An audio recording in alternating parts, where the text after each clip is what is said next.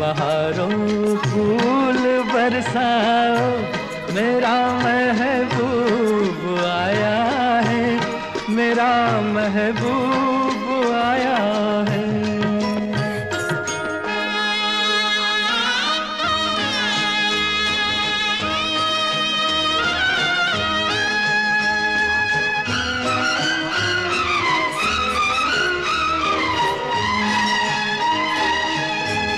सजाई है जवा कलियों ने अब ये सेज उल्फत की,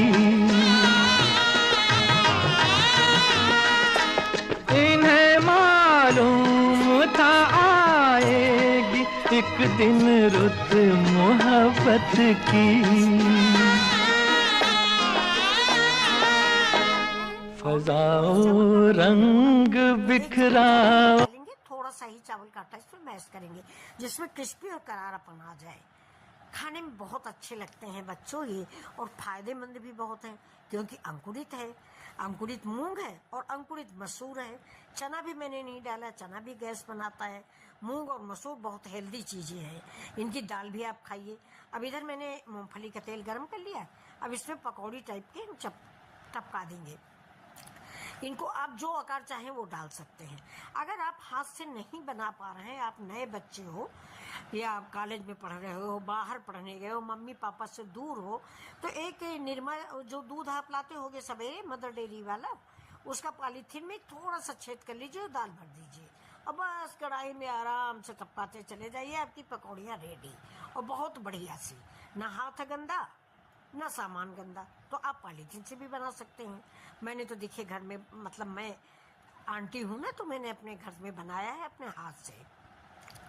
तो देखिए कितनी क्रिस्पी करारी पकौड़ियाँ तैयार हो गई। और हींग पड़ी हुई है, जीरा पड़ा हुआ है, हरी धनिया पड़ी है, लहसुन के पत्ते भी मैंने थोड़े डाले हैं।